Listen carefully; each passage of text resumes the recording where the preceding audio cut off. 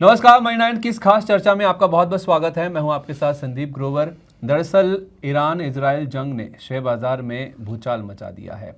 हफ्ते के पहले कारोबारी दिन यानी सोमवार को ही बाजार में भारी गिरावट देखने को मिल रही है। पिछले हफ्ते भी जंग के कारण 3 दिन बाजार लगातार गिरावट के साथ बंद हुए थे। ईरान और इजराइल जंग के बीच अब आपकी रणनीति क्या होनी चाहिए, यानी कि ट्रेडर्स को, इन्वेस्टर्स को किस तरह से रणनीति अपनानी चाहिए? क्या इनको कैश पर बैठना चाहिए या फिर बाजार में जो गिरावट हो रही है ये खरीदारी करने का मौका है? ये कुछ सवाल है जो कि हर किसी के मन में, हर किसी के दिमाग में तैर रहे हैं और इसके जवाब देना बहुत अहम है, क्योंकि सवाल हमारे पास इसी तरह से आ रहे हैं और इसको एड्रेस करना बहुत ज़रूरी है। और यही कारण है कि हमने हमारे साथ एक खास एक्सपर्ट को जोड़ा है। जैसे आप देख भी पा रहे हैं, मेरे साथ Laxmi Shree investment and securities के head of research Anshul Jain ji. जी हाँ, कार्यक्रम में हमारे पास स्टूडियो में हमारे साथ जुड़े हुए हैं। तो स्पेशली ये बनारस से चल के हमारे पास स्टूडियो में पहुंचे। तो सर, बहुत स्वागत है आपका मनी 9 पर और इस वीडियो में भी। धन्यवाद सर, बहुत बहुत धन्यवाद आपका। तो सर, ये जो जंग के बादल छाए हुए हैं बाजार में, उसमें सबसे बड़ा सवाल जो हर किसी के मन में आया हुआ है वो यही है कि क्या करना चाहिए बाजार में, रणनीति क्या होनी चाहिए? क्या ये मौका है कि बाजार से दूर रहें, कैश को इकट्ठा करें, अपनी पोजीशन लाइट रखें, या फिर आपको लगता है कि ये जो गिरावट हो रही है बाजार में ये बहुत अच्छा मौका है? क्योंकि इतिहास में बहुत बार हमने देखा है कि बाजार जब जब नीचे गया है वहाँ से बहुत अच्छी रिकवरी देखने को मिली, चाहे वो कोई भी इवेंट हो, चाहे वो एफआईएस की बिकवाली हो, नतीजे खराब हो, या फिर कोई ग्लोबल इवेंट हो। जब जब बाजार गिरा है वहाँ से लो लेवल से हमने अच्छी रिकवरी ही देखी है। तो जो लंबी अवधि के निवेशक हैं, जिनको बाजार की उठापटक या डेली के मूवमेंट से कोई लेना देना नहीं है, क्या उनके लिए बाजार अच्छे मौके पैदा कर रहा है ये? सर देखिए, क्या करना है इससे इम्पोर्टेंट होता है क्या नहीं करना है, जो हर कोई कर लेता है। ऐसी स्थिति में आप मार्केट को टाइमिंग करके पूरा पोर्टफोलियो बेचने की कोशिश करते हैं कि मार्केट गिरेगा तो खरीद लूँगा। ऐसा नहीं होता है, ये सबसे बड़ी गलती है। ये एक चीज़ अगर आप नहीं करेंगे तो फिर करने जैसी बहुत कम चीज़ें हैं, पैसा बन जाएगा। तो इस समय करना ये है कि अगर आपके पास लार्ज कैप कंपनीज रखी हुई हैं तो लार्ज कैप कंपनीज में स्पेशली आईटी, ऑटो और मेटल नीचे मिल रहे हैं, इनको एवरेज करना है, नहीं है तो इनको फ्रेश बाई करना है।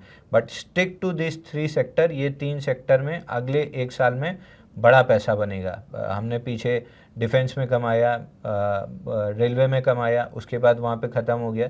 अब ये 3 सेक्टर हैं जहाँ पे पूरी तरीके से फंड फ्लो होते हुए दिख रहा है। अगर आप एफआईआई की होल्डिंग देखेंगे, रिजल्ट्स देखेंगे, नंबर्स देखेंगे, सभी में थोड़ा थोड़ा ट्रैक्शन दिखना स्टार्ट हो गया है। IT will be a big winner, auto will be a big winner, और उसके साथ मेटल। ऑलरेडी हम एक पहली रैली खेल चुके हैं, सेकंड रैली में ऑलमोस्ट ऑल टाइम हाई जाते हुए दिख रहा है। तो इन 3 सेक्टर्स पे ही फोकस रखना है। इनफैक्ट आपने मेरा सर अगला सवाल जो है उसे पहले से ही प्रीएम्प्ट करके उसका जवाब दे दिया है। तो थोड़ा घुमा के पूछ लेता हूँ। सवाल तो पूछना ही है, मेरा काम है सवाल पूछना। तो एक्चुअली क्या है ना कि लोगों के मन में डर इस चीज़ का है कि ईरान और इजराइल के बीच में जो जंग चल रही है उसमें अब यूएस भी कूद पड़ा है। एक्सपेक्टेशन थी, लेकिन ऐसा माना जा रहा था पहले कि ट्रम्प साहब कह रहे थे कि 2 हफ्ते का समय लेते हैं, इनको मौका देते हैं, लेकिन 2 दिन में ही, वीकेंड पे ही यूएस की ओर से शनिवार की रात को 3 जगहों पर यूएस ईरान की जो न्यूक्लियर साइट्स है वहाँ पर बमबारी की गई, और छोटी मोटी नहीं, अच्छे लेवल पर ये बमबारी होती हुई दिखी। तो अब यूएस का इसमें आना, ये अपने आप में अब क्यास लगाए जा रहे हैं कि क्या ये वर्ल्ड वॉर 3 जैसी सिचुएशन बन रही है? ईरान के जो अलाइज हैं या उसके जो सपोर्टिंग नेशंस हैं वो इसके साथ आएंगे और बाकी एक तरफ हो जाएंगे, तो फिर ये वर्ल्ड वॉर जैसी सिचुएशन बन जाएगी। ऐसे में जब ये जंग का माहौल है, वर्ल्ड वॉर 3 जैसी सिचुएशन बन रही है, तो क्या जो आपने आईटी, ऑटो और मेटल की बात करी है, ये वो सेक्टर्स हैं जो कि जंग से जिनको ज़्यादा असर नहीं होता या फिर उससे अछूते रहेंगे, उस वजह से आप बोल रहे हैं, या फिर कोई और भी रीज़न है? देखिए, जंग का बहुत ज़्यादा रिपल इफेक्ट आते हुए नहीं दिख रहा है, क्योंकि अगर आप ईरान के जो समर्थक देश देखें, रशिया, वो अपने वॉर में अलग उलझा हुआ है। चाइना कभी खुल के सामने नहीं आएगा क्योंकि उसको दुनिया भर को माल बेचना है। तो व्यापारी कभी किसी से दुश्मनी करता नहीं है, तो वो किसी एक के पक्ष में लेके दूसरे को नाराज नहीं करेगा, थोड़ा बहुत सामान बेचता रहेगा। और जहाँ तक ईरान को ख़त्म करने की बात है, तो वो चाहे इजराइल हो या अमेरिका, पॉसिबल नहीं है, क्योंकि ईरान का डर दिखा दिखा के 110 बिलियन करीब का डिफेंस सामान सऊदी को बेचा, उसका डर दिखा के 30 बिलियन का कतर और यूएई को बेचा। तो जब तक आपके पास एक विलन नहीं है तो आपका डिफेंस इक्विपमेंट कोई खरीदेगा क्यों, अगर पूरी तरीके से शांति रही।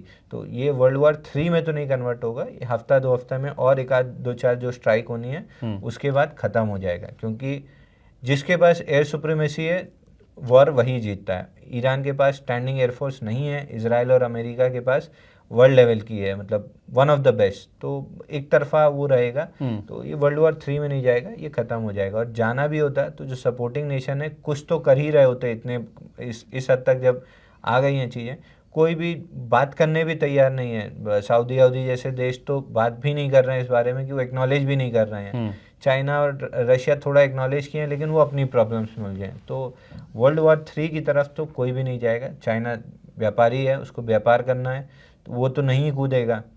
रशिया अपने में उलझाए, तो एस्केलेशन होते हुए नहीं दिख रही है।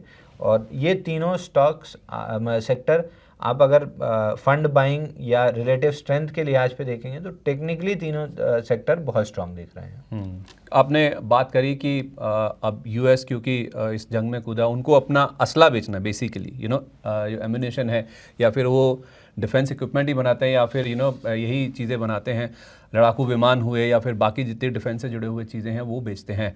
अब बात यहीं तक नहीं है कि डिफेंस इक्विपमेंट, बात यह है कि खाड़ी देशों में तेल पूरा सीमित है। वहाँ से अगर आप देखेंगे तो बड़े पैमाने पर तेल निकलता है, चाहे वो सऊदी अरब हो, चाहे वो कुवैत हो, चाहे वो ईरान हो, इराक हो, ये सारे देश हैं। और इन सबका जो तेल निकलने का रास्ता है ना, वो है स्ट्रेट ऑफ हॉर्मुज, जिसे हम हॉर्मुज स्ट्रेट भी कहते हैं या फिर हॉर्मुज जल मार्ग के नाम से भी हम जानते हैं। वहाँ से दुनिया का 1/5 या फिर 1/4 20% या 25% तेल वहीं से होकर निकलता है, क्योंकि खाड़ी देशों में तेल बहुत है। अब ईरान की जो संसद है, ये जो यूएस के अटैक्स हुए हैं 3 इनके न्यूक्लियर साइट्स के ऊपर, उस पर अटैक होने के बाद अब ये इनकी जो संसद है ईरान की, उन्होंने तो ये कह दिया कि जो स्ट्रेट ऑफ हॉर्मुज है उसे बंद कर देना चाहिए, सिफारिश दी। हालांकि जो सुप्रीम इनकी नेशनल एजेंसी है वही इसके ऊपर फैसला लेगी।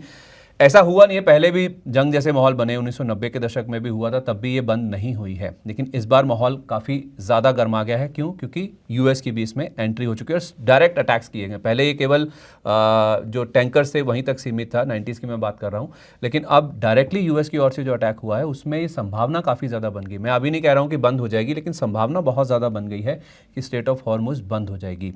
अगर ऐसा हो गया, जैसा हम देख भी रहे हैं कि क्रूड में $77-78 के लेवल देखने को मिल रहे हैं, तो फिर कैसी सिचुएशन होगी? क्या जो तेल गैस सेक्टर से जुड़े हुए स्टॉक्स हैं या बाकी अलाइड सेक्टर्स हैं, उनके ऊपर भी इम्पैक्ट आप देखते हैं? होना नहीं चाहिए सर। जैसे आपने बताया पहले भी 1990 में हालात बिगड़े और नहीं हुआ, इस बार भी ऐसा कुछ होना नहीं चाहिए। क्योंकि अभी आप सिर्फ अमेरिका और इजराइल से लड़ रहे हो, अगर आपने ये बंद कर दिया तो जिन देशों में इन्फ्लेशन फिर इंपोर्ट होगा, क्योंकि महंगा क्रूड आएगा, इन्फ्लेशन इंपोर्ट होगा, तो वहाँ के लीडर्स को भी अपनी जनता को जवाब देना है, तो वो भी फिर आपके अगेंस्ट जाके खड़े होंगे। तो ईरान मेरे हिसाब से गलती नहीं करेगा। अगर करता है तो अभी 2 देशों से लड़ रहा है, फिर और देशों से भी लड़ना पड़ेगा। तो आप सारे फ्रंट नहीं खोल सकते वॉर के। स्ट्रेट ऑफ हॉर्मुज बंद ना करके आप बाकी को ये बता दोगे कि हम भैया आपके साथ हैं, हम कुछ नहीं कर रहे हैं कि आपको कोई ऐसी दिक्कत हो, तो एटलीस्ट आप साथ दो ना दो, विरोध में तो नहीं आओगे। तो ये गलती मेरे को लगता नहीं है कि ईरान करेगा। और अगर ऐसा कुछ हो रहा होता तो आज आपको क्रूड ऑयल के चार्ट्स पे वो क्लियरली दिखता।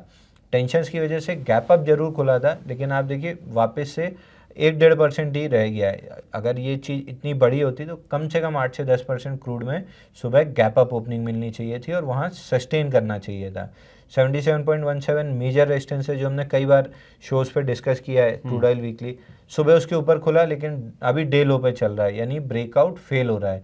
और अगर ये ब्रेकआउट इसी तरीके से फेल हुआ, 1-2 दिन और एविडेंस लगेगा, बट अगर फेल हुआ तो सीधे सीधे $62.67 का टारगेट वापस crude oil, light sweet crude oil जो टेक्सास में ट्रेड होता है नाइमेक्स पे, उसका यहाँ से 62.67 62.5 का टारगेट खुल जाएगा, यानी करीब करीब $10-12 नीचे का। तो ऐसा कोई इम्पैक्ट एटलीस्ट ऑन चार्ट्स नहीं दिख रहा है, क्योंकि इम्पैक्ट सबसे पहले प्राइजेस में आता है। अगर प्राइस इतनी एकदम जिसको कहते हैं हल्का सा रिएक्ट करके छोड़ दिया कि अच्छा ऐसा भी हो रहा है, तो फिर उसमें एस्केलेशन के चांसेस लगभग ना के बराबर होते हैं। अब मैं आता हूँ मेन मुद्दे पर, शेयरों के ऊपर। मैं आपसे आपके जो सेक्टर्स आपने बोले आईटी, ऑटो, मेटल, उनकी बातचीत करूँ उससे पहले ज़रा ये तेल गैस सेक्टर्स पर ही बता दीजिए, क्योंकि लंबे समय से आप आईओसी को लेकर कवायद करते रहे कि उसमें खरीदारी करनी चाहिए। मैं उसका लेवल ही देख रहा था, अभी भी 138 के आसपास है क्रूड। कहाँ 65 वाला $78 हो गया, 65 के आसपास, 60-65 की रेंज में काफ़ी लंबा समय क्रूड ने बिताया। अब ये $78 के आसपास पहुंच गया, ये $77 के आसपास। तब भी जो आईओसी का स्टॉक है वो 138 के आसपास है, ज़्यादा करेक्ट नहीं हुआ है। तो ऐसे में क्या आईओसी में, बीपीसीएल, एचपीसीएल में मौके ज़्यादा हैं या फिर जो क्रूड के डायरेक्ट बेनिफिशरीज हैं ओएनजीसी ऑयल इंडिया जैसे उनमें?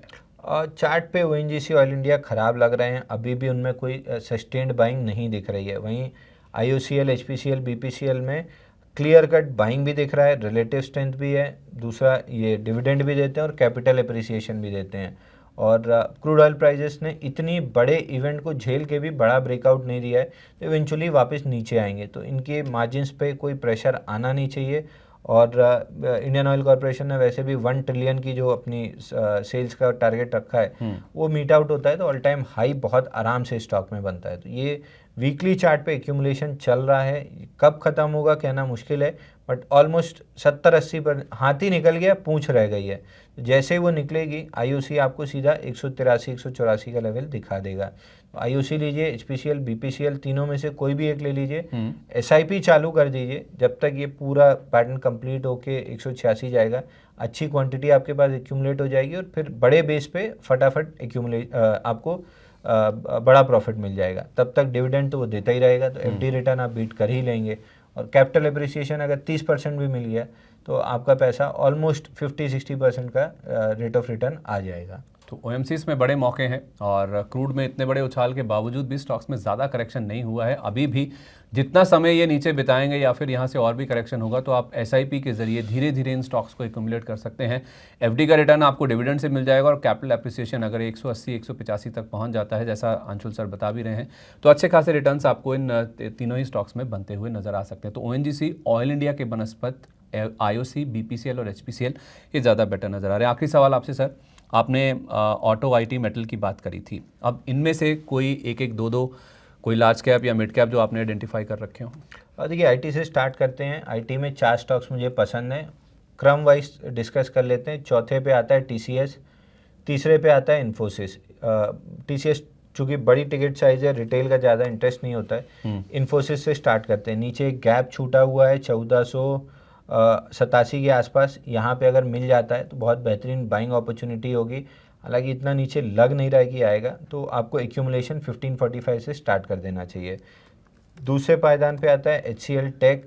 वीकली चार्ट पे ब्रेकआउट आया था 1634 समवेयर अराउंड, उसको रीटेस्ट करने आ रहा है, बट ओवरऑल स्ट्रक्चर पे बड़ा कप एंडल पैटर्न बना है। जिस दिन ये 1720 के ऊपर निकला 2100 रुपये तक का टारगेट खुल जाएगा, तो टेक महिंद्रा लेना चाहिए। इमीडिएट बेसिस पे सबसे ज़्यादा रिलेटिव स्ट्रेंथ या ऑन दी जो ब्रेकआउट है एचसीएल टेक। 1730 के ऊपर क्लोज करता है तो एचसीएल टेक बाई करके चलना है, ऑल टाइम हाई आराम से मिलेगा, बल्कि उससे 100-150 रुपये ऊपर भी मिल जाएगा। तो आईटी में ये स्टॉक्स हैं, इन्फोसिस, टेक महिंद्रा और एचसीएल टेक। हाँ, Tech Mahindra top priority, second पे Tech Mahindra, HCL Tech top priority, उसके बाद टेक महिंद्रा, उसके बाद इन्फोसिस, फिर टीसीएस, लीस्ट टीसीएस। ठीक है, ये आईटी की बात होगी। ऑटो में अगर आप देखेंगे तो सीएनएक्स ऑटो में पूरी तरीके से कंसोलिडेशन है। वीकली चार्ट पे 4 हफ्ते हो चुके हैं और प्रोबेबली ये 6 से 8 हफ्ते जाएगा। इवेंचुअली जब 24,044 निकलेगा सीएनएक्स ऑटो पे, ऑल टाइम हाई लगेगा। ऑल टाइम हाई में टीवीएस मोटर पहले ऑल टाइम हाई लगाएगा, जो ऑलमोस्ट ऑल टाइम हाई पे ही है, और बड़ा 35 हफ्ते का कप एंड हैंडल पैटर्न भी बना है। तो top priority, top pick TVS motor रहेगा ऑल टाइम हाई के ऊपर एक्सटेंशन के लिए। दूसरा मारुति में ऑल टाइम हाई लग सकता है। तीसरा महिंद्रा एंड महिंद्रा, जब बॉक्स स्लो फील्ड हो रहा था 2600 पे, तब से हम ऑल टाइम हाई की बात कर रहे थे, ऑलमोस्ट आ ही चुका है। 3270 का ऑल टाइम हाई है, 3203 का हाई बन गया है। 3270 पे ये ब्रेकआउट लेने की तैयारी में है ऑल टाइम हाई का, उसके बाद 3600-3700 तक का टारगेट मिलेगा। तो ये 2 स्टॉक्स एकदम हाई प्रोबेबिलिटी है। और तीसरा एक बाउंस बैक कैंडिडेट है, आपको याद होगा टाटा मोटर्स में 1089 के आसपास से बाइंग क्लाइमेक्स के बाद सेल बोल रहा था 600 तक का, अब पहली बार बाउंस बैक बना है और फ्लैगिश एक्शन बन रहा है। 743, 745 जैसे ही निकलेगा 855, 810 ये 2 टारगेट आपके खुल जाएंगे। तो 810, 855 टाटा मोटर्स में मिल जाएगा। तो एक टीवीएस हो गया, दूसरा एमएनएम, तीसरा टाटा मोटर्स। बिल्कुल, ये 3 स्टॉक्स टॉप प्रायोरिटी पे हैं। और मेटल में अगेन वही तीनों स्टॉक्स रहेंगे जो हमने पहले राउंड की तेज़ी में लंबा पैसा कमाया। टॉप प्रायोरिटी टाटा स्टील रहेगी, ये जैसे ही 142 की रेंज में अगर मिल जाता है, 144 142 की रेंज में, तो इसको आउटराइट फिर सोचना नहीं है, फिर तो बाई कर ही लेना है। ऊपर में 225 तक का टारगेट मिल जाएगा, ये टॉप प्रायोरिटी पिक रहेगी इसमें। सेकंड बेस्ट हिंडाल्को है और थर्ड बेस्ट वेदांता है। तो हिंडाल्को में अगेन वीकली पे फ्लैगिश काइंड ऑफ एक्शन है, 750 800 रुपये तक चला जाएगा। वेदांता में थोड़ा सा डीमर्जर और ये सारी न्यूज़ेस अभी इसके फ्लो चल रहे हैं, थोड़ा स्लो हुआ है, बट इवेंचुअली ये स्टॉक भी 525 530 दिखा देगा। तो अगर प्रायोरिटी में देखें, टॉप प्रायोरिटी पे टाटा स्टील, फिर हिंडाल्को, फिर वेदांता। ठीक है, ये हमने ओएमसीज और तीनों आपने जो बोले ऑटो आईटी मेटल इनकी बात कर ली। कोई और भी स्टॉक है specially in the backdrop of ये जो वॉर वाली सिचुएशन बन रही है, कोई ऐसे सेक्टर जो आपको लगता हो अच्छे करेंगे या इनके इम्यून है इस जंग से, वो आपने कुछ आइडेंटिफाई किया हो तो? देखिए, थोड़ा फ़ायदा ही मिलना चाहिए तो मैं एल&टी के फेवर में ज़्यादा रहूँगा। इंफ्रास्ट्रक्चर में मैं छोटे स्टॉक्स पे नहीं जाऊँगा, क्योंकि मिड कैप स्मॉल कैप में ट्रैक्शन नहीं है इंफ्रास्ट्रक्चर में। बट आपको लेना चाहिए, लेके रखना चाहिए एल&टी को, चाहे वहाँ पे इंफ्रास्ट्रक्चर डेवलपमेंट हो, चाहे यहाँ पे हो। इंफ्रा पे लगभग सभी गवर्नमेंट अच्छा पैसा स्पेंड कर रहे हैं और एल&टी की एक्सपर्टीज़ है इसमें। और चार्ट पे भी जब लो फेल किया था 3100 के आसपास, तब से हम बाई बोल रहे हैं, अभी भी 4200 रुपये जाते हुए दिख रहा है। अभी तो ऑल टाइम हाई ही नहीं लगा है, ऑल टाइम हाई लगने के बाद 4200 तक के टारगेट आराम से मिलेंगे। तो एक एल&टी आप देख सकते हैं। कुछ हद तक टाइटन है, टाइटन में भी वापस से 4000 तक की मूव दिख रही है। तो ये 2-3 काउंटर हैं जिनका खास असर नहीं पड़ना चाहिए, और अगर असर पड़ा भी तो पॉजिटिव साइड में पड़ेगा, नेगेटिव साइड में तो एटलीस्ट नहीं पड़ेगा।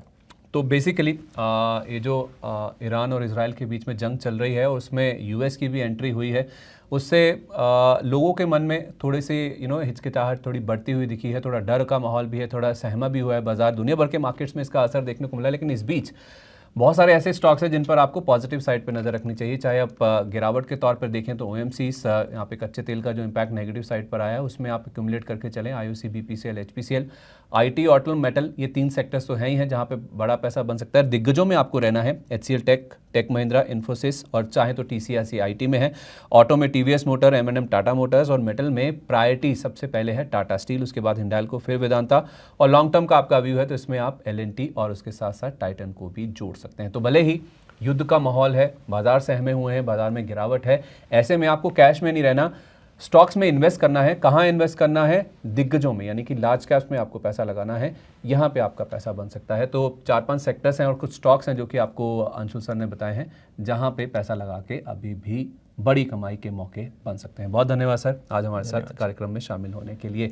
तो जंग का माहौल ज़रूर है, लेकिन अगर आप ये स्ट्रैटेजी अपनाते हैं, इस तरह से बाजार में पैसा लगाते हैं, तो आने वाले कुछ महीनों में आपको बाजार में बड़ी कमाई के मौके देखने को मिल सकते हैं। इस खास चर्चा में आज के लिए बस इतना ही। मुझे आप इजाज़त दीजिए। नमस्कार।